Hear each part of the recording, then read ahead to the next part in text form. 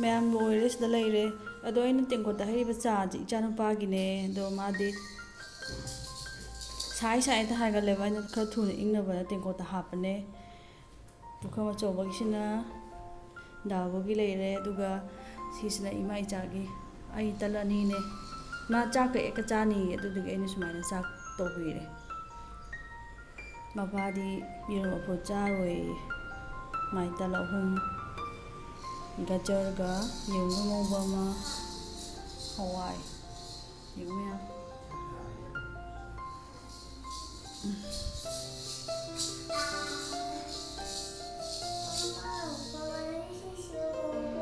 ꯃꯃꯥꯅ ꯁꯤꯁꯦ ꯍꯧꯔꯦ ꯅꯪ ꯆꯥꯒꯗ꯭ꯔꯥ ꯆꯥꯒꯅꯤ ꯐꯝ कम चादोनो ये हाँ क्या क्या खाना है ये ओह लोई चादोइबा चार चार पपाई कराय ये ममाई दी ममाई लेतिया नंग लोई चाथोदोइबा 그리 잠자 동생들이 하요 누구 스쿨 잡히네 하요 잠자 떨어져 스쿨 잡히네 하요 너가 주샤니 스쿨 하요 맨 아니지 그셔 네 아이벤 아딱 디스코트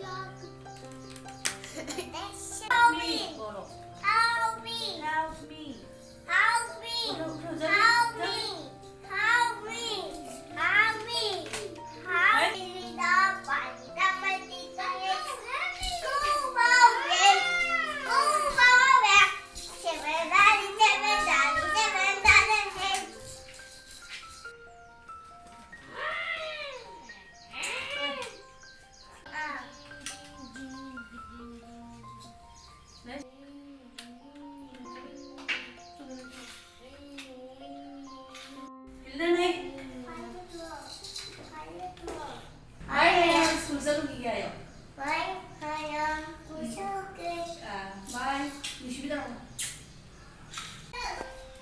Asal, ni chưa asal?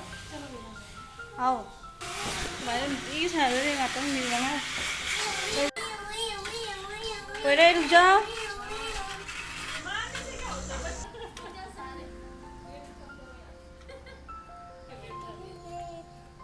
Dance story. Taruh dance taruh.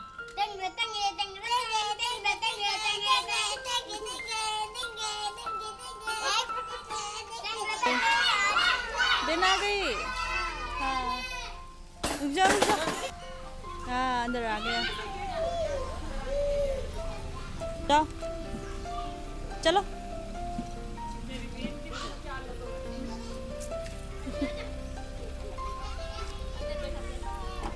Bye. Back. हाँ रुको.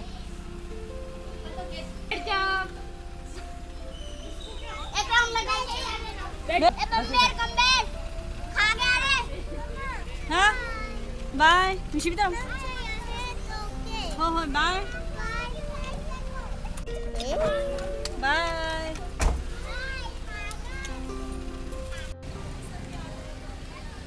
चखरे इचानुपा हाय मैम हजिक पुंग 11गा मिनिट फुजतौरे इचानुपा स्कूल हरानिना ओपो थोलैनि मखादा येंगिनसै मैम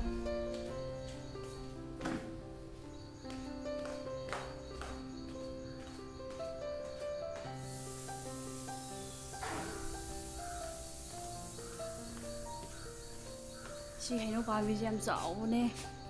हंदक्ति फजन पाले ममांग चहिददि तरुक तरेम तुंग पाले हाउजे याम हावे सिनबदु सिनदे हाबा हैनो अमो ओइबगी सिले गाय सिनदे सिनदे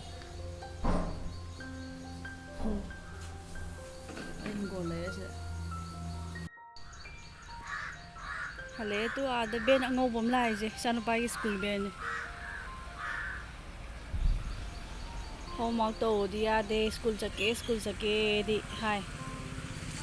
नंबर सिमा पा यूया देबा ABCD दम A to Z चे फजना नियम चुमने इद्रगसु हाइरे ꯂꯥꯛꯑꯦꯁꯤꯗ ꯍꯜꯂꯛꯑꯕꯣ ꯕꯦꯒꯇꯤ ꯀꯗꯥꯏ ꯕꯦꯒ ꯄꯨꯔꯣ ꯕꯦꯒ ꯄꯨꯔꯣ ꯕꯦꯒ ꯄꯥꯏꯔꯣ ꯆꯠꯂꯣ ꯑꯦꯕꯤ ꯊꯣꯔꯛꯑꯦ ꯀꯌꯥꯝ ꯏꯔꯛꯏꯕ ꯃꯌꯥꯝ ꯑꯃ चलो चल पापा का सम कक्ꯄ चक्कदबने सम मयाम सांगे कयam सांगबा चलो स्कूल दने टीचर ना कई हारे ABCD homework बिरकप्रा chocolate homework बिरकतबा फिर होंगे चलो पापा का आना चला दमे संकप माई जी कदौरीनो हारो गरा नंग माई जे कदौरीनो हारो साइकल थोदा साइकल थौबदा कदौरीनो हारो साइकल थौबदा इथोए साइकल थौबदा इथोए दुना साइकल कदौ हाइदुबा साइकल दादा छेने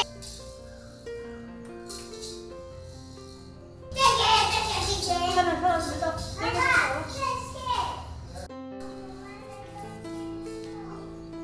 हम स्कूल गाँव होमवर्क से फजन सुमायना तौ यारमेबा हराउरा अदुगा हौजिनो होमवर्क से तौ सु एदबिनेबा फियों थेमसु यादे गिहलसु यादे मोंदा करिनोबा ngasi class wa ora mane homework pire kedawrino nangbo hello adu angawba male judi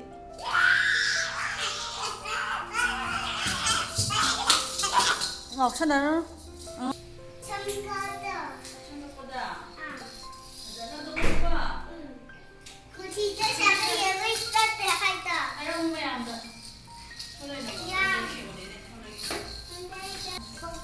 ai sang các cô cháu luôn ai mayam ai sang các cô cháu luôn ghê hare là mu chơi ghê Sige nga mo. Bye ma'am. Bye ma'am. Sampai pemuja lagi.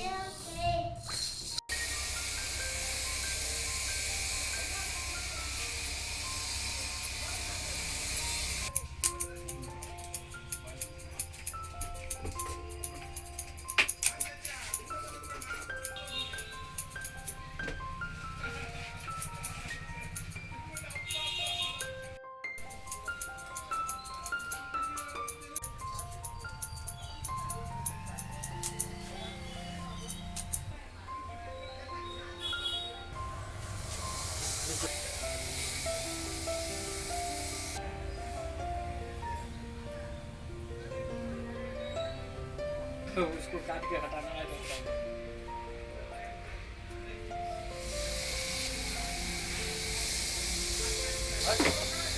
आजा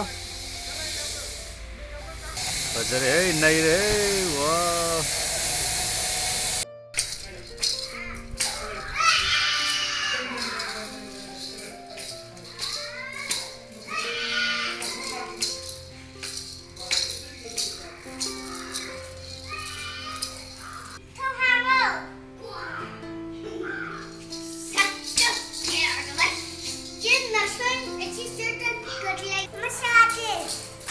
संगप से अरी माले दा ये से मामा ये हाको जंजा तौर साजे चा पापा को लगे को संगप को फजबरे तोगनो फजबरे हा तू थरो फजबरे बा सावगनु से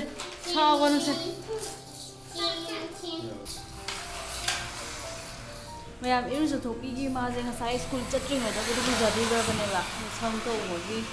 युरन मैम नहान की खोंद्रुमदुने से हेक्तलागे तौने इंजाम अमता लेत्रे चाथोगे चावबसु हेंद्रे पाम्बीजे केनो तौबगी लिसलेबा से पाम्बीजे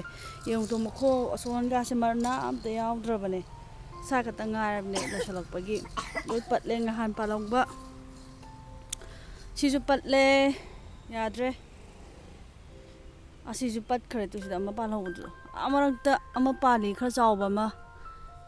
सुमाइन सिगरा कनाना हेबा होंदे चावबजे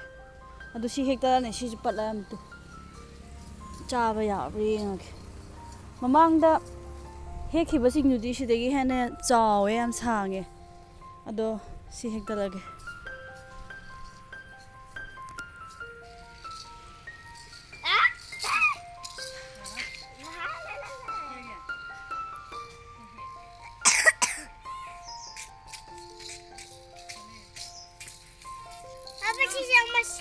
ꯄꯥꯏꯔꯁꯤ ꯐꯨꯔꯤꯠ ꯀꯥꯊꯛꯀꯗꯧꯔꯤꯕ ꯅꯪꯗꯤ ꯃꯃꯥꯡꯗꯗꯤ ꯏꯆꯥꯅꯨꯄꯥ ꯃꯔꯦꯞ ꯍꯦꯟꯕꯅꯦ ꯌꯥꯗ꯭ꯔꯦ ꯇꯨ ꯃꯁꯛꯁꯦ ꯊꯤꯔꯦ ꯃꯌꯥꯝꯁꯨ ꯁꯤꯒꯤ ꯈꯥꯃꯦꯟ ꯑꯈꯥꯕꯤꯗꯣ ꯃꯄꯥꯟ ꯄꯣꯝꯍꯧꯔꯕꯅꯦ ꯃꯄꯥꯟ ꯂꯥꯛꯏꯗꯣ ꯎꯒꯗ꯭ꯔꯥ ꯈꯪꯗꯦ ꯃꯄꯥꯟ ꯐꯖꯅ ꯎꯗ꯭ꯔꯦ ꯐꯣꯟꯗ ꯃꯄꯥꯟ ꯂꯥꯛꯑꯦ ꯃꯄꯥꯟ ꯂꯥꯛꯄ ꯍꯧꯔꯦ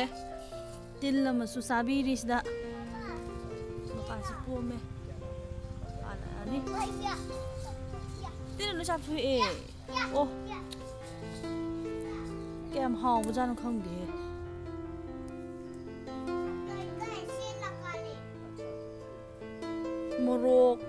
ꯃꯣꯔꯣꯛ ꯄꯥꯜꯂꯤꯕꯖꯥꯠꯔꯣ ꯄꯥꯟꯗꯦ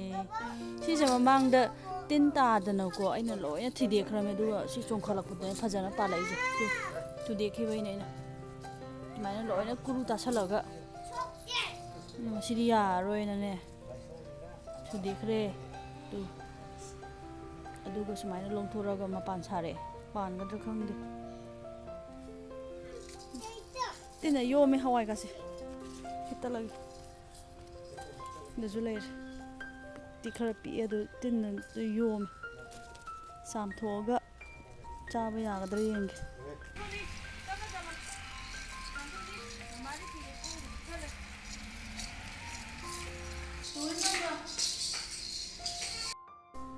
ꯅꯪ ꯂꯣꯏ ꯀꯛꯊꯠꯂꯕ꯭ꯔꯥ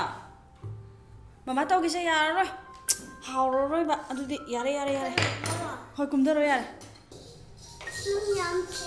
ꯍꯣꯏ ꯅꯪ ꯌꯥꯝ ꯍꯩ ꯏꯆꯥ ꯅꯨꯄꯥꯅ ꯑꯃꯨꯛꯁꯨ ꯀꯛꯊꯠꯂꯝꯃꯦ ꯁꯤꯅ ꯑꯍꯥꯟꯕ ꯃꯄꯥꯅ ꯀꯛꯄꯅꯦ ꯃꯇꯣꯟ ꯈꯤꯇꯪꯗꯣ ꯀꯛꯊꯠꯈ꯭ꯔꯦ ꯃꯌꯥꯝ ꯀꯩꯝꯇꯗꯤ ꯀꯩꯅꯣ ꯇꯧꯔꯝꯃꯦ ꯃꯇꯣꯟ ꯈꯤꯇꯪꯗꯤ ꯀꯛꯊꯠꯈ꯭ꯔꯦ ꯑꯄꯨꯝꯕ ꯖꯒꯥꯗꯨꯗꯣ ꯀꯩꯁꯨꯄꯨꯗꯤ ꯇꯧꯗ꯭ꯔꯦ ꯍꯧꯖꯤꯛꯄꯨꯗꯤ ꯑꯗꯨ ꯁꯨꯃꯥꯏꯅ ꯀꯛꯊꯠꯂꯦ ꯈꯣꯡꯗ꯭ꯔꯨꯝꯁꯦ ꯌꯥꯝ ꯅꯧꯔꯤ ꯍꯥꯏꯕ ꯃꯔꯨ ꯀꯗꯥꯏꯅꯣ ꯂꯧꯊꯣꯔꯛꯀꯦ ꯆꯥꯎꯗꯧ ꯋꯥꯠꯂꯤꯕꯅꯦꯕ ꯃꯁꯤ ꯅꯥꯀꯨꯞꯄꯤꯅ ꯊꯥꯎ ꯉꯧꯔꯒ ꯕꯣꯔꯤ ꯊꯥꯛꯑꯒ ꯐꯖꯅ ꯊꯣꯡꯉꯒꯦ ꯐꯔꯦ ꯃꯌꯥꯝ ꯑꯗꯨꯗꯤ ꯉꯁꯤꯒꯤꯗꯤ ꯃꯇꯥꯡꯁꯤꯗ ꯂꯣꯏꯁꯤꯟꯖꯔꯒꯦ ꯃꯌꯥꯝ ꯀꯣꯏꯕ ꯍꯜꯂꯛꯑ ꯃꯇꯨꯡꯗ ꯉꯥꯛ ꯄꯣꯊꯥꯔꯦ ꯑꯗꯨꯗꯨꯒ ꯃꯈꯥꯗ ꯏꯟꯖꯥꯡ ꯅꯥꯄꯤ ꯀꯩꯀꯩ ꯄꯥꯜꯂꯛꯏ ꯌꯦꯡꯒꯦꯅ ꯀꯨꯝꯃꯨꯕꯅꯦ ꯌꯦꯟꯗꯦꯝ ꯃꯆꯥꯁꯦ ꯑꯩꯅ ꯃꯀꯥꯗꯣ ꯃꯌꯥꯝ ꯇꯥꯏꯌꯦ ꯑꯗꯨꯝ ꯍꯦꯛꯇꯠꯂꯛꯑꯦ ꯐꯕꯗꯤ ꯑꯣꯏꯗ꯭ꯔꯦ ꯑꯗꯨꯒ ꯄꯣꯡꯋꯥꯏꯗꯤ ꯑꯗꯨꯝ ꯈꯔ ꯄꯥꯜꯂꯝꯃꯦ ꯇꯤꯟ ꯑꯗꯨꯒ ꯌꯣꯝꯗꯅ ꯂꯣꯏꯔꯝꯃꯦ ꯂꯣꯏꯁꯤꯜꯂꯛꯄꯒꯤ ꯃꯁꯛꯁꯦ ꯐꯖꯕ ꯋꯥꯠꯂꯦ ꯁꯤ ꯂꯩꯔꯦ ꯑꯗꯨꯒ ꯃꯌꯥꯡꯇꯣꯟ ꯌꯥꯝ ꯐꯔꯦ ꯑꯃꯨꯛ ꯕꯣꯔꯥ ꯆꯥꯔꯁꯨ ꯑꯃ ꯇꯧꯔꯁꯨꯅ ꯍꯦꯛꯆꯜꯂꯛꯑꯦ ꯐꯗꯤꯒꯣꯝ ꯃꯅꯥ 2